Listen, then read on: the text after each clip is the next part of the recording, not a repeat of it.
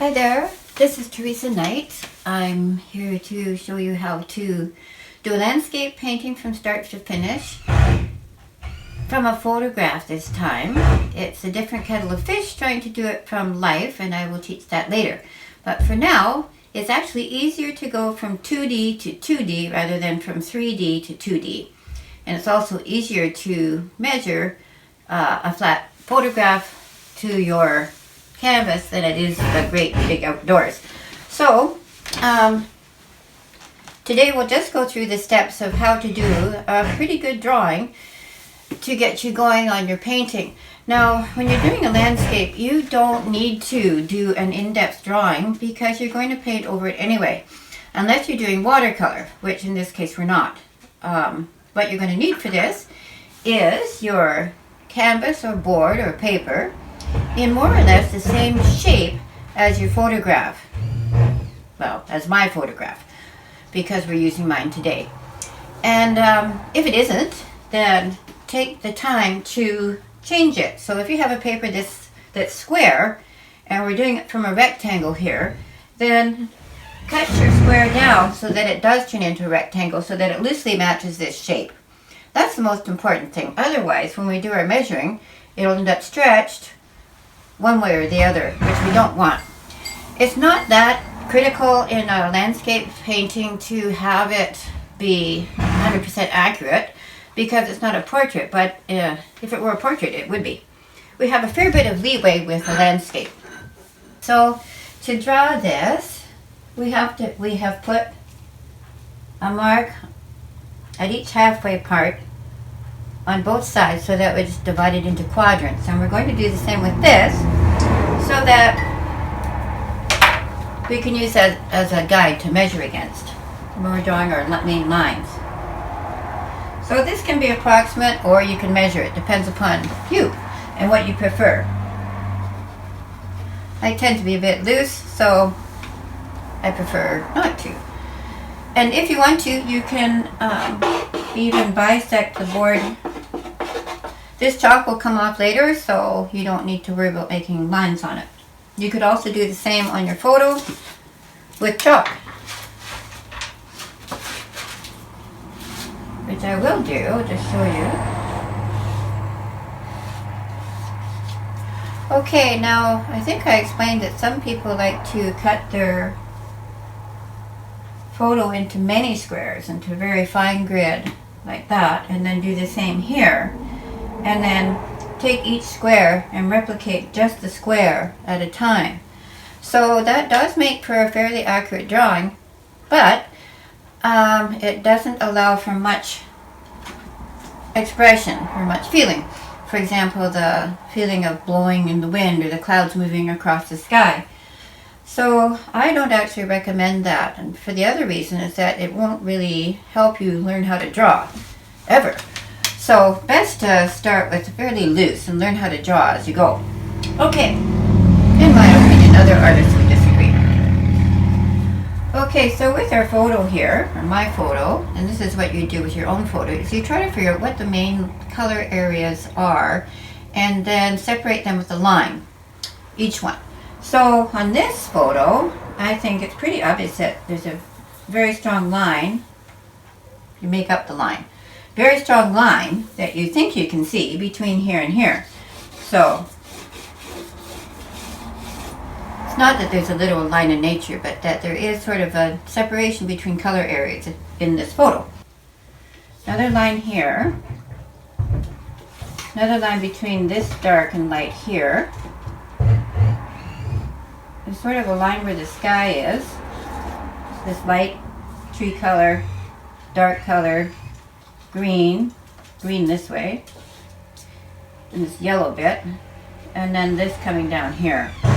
Now the trees, you don't want to put in yet. You want to put them in later because we're going to paint all this in, and if we put the trees in now, we're just going to paint over our drawing. So leave that till later because they're on the top of everything.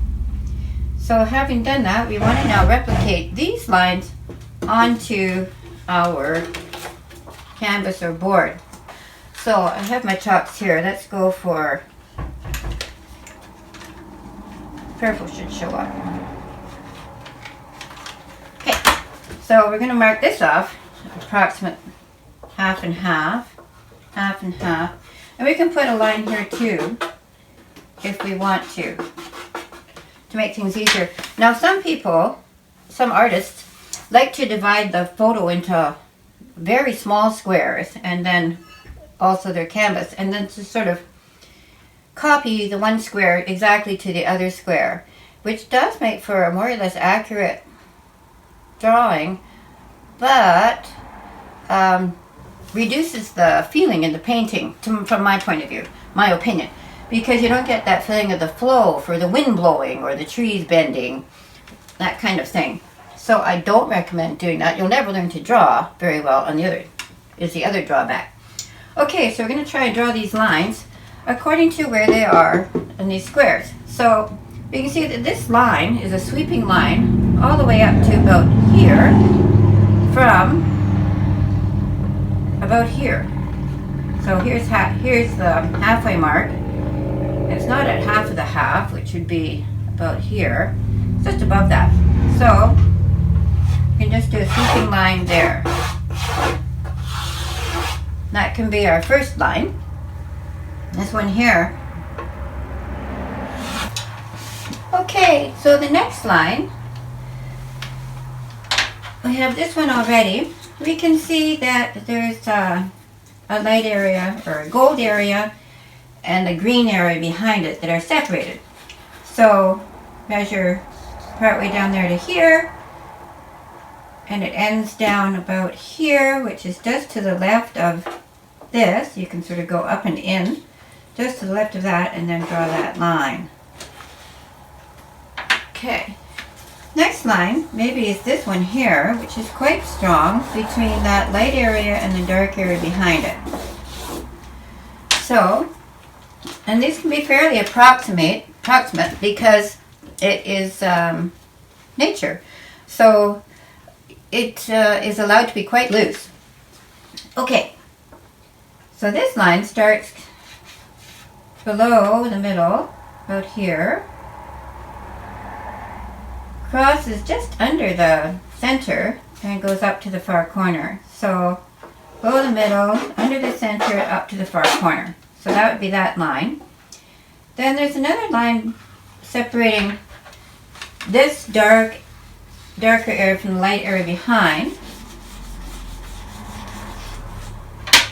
As I was saying, these aren't literal lines, but they're lines that you can see in the photograph, or you're outlining areas of color.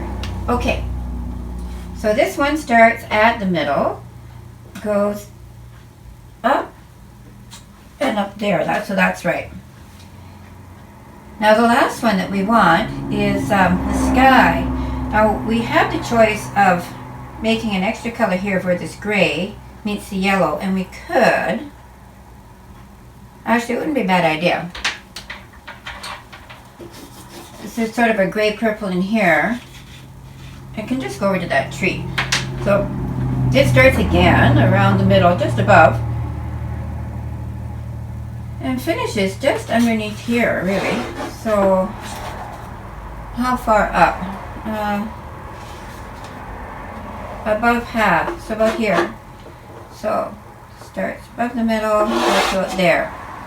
So you can put that on. The rest of this we're going to leave sky color to start with. We don't want to put these trees in, or this yellow, because the sky is poking out behind it in all kinds of areas.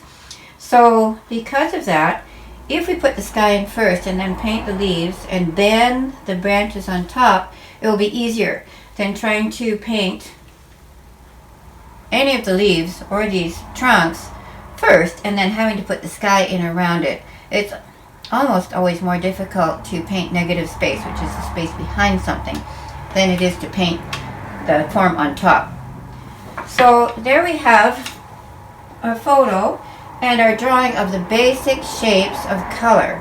And that's all we need to do for a drawing for a painting at this point, because we're going to paint over it anyway. We don't want to go into much more detail, and we certainly don't want to put our front details on here because we have to paint what's in behind first. That will give us a better sense of depth rather than having some leaf seem like it's poking through the sky or coming from behind the sky. It has to sit in front. Okay, So we'll see you next week when we start filling in our colors for the main background.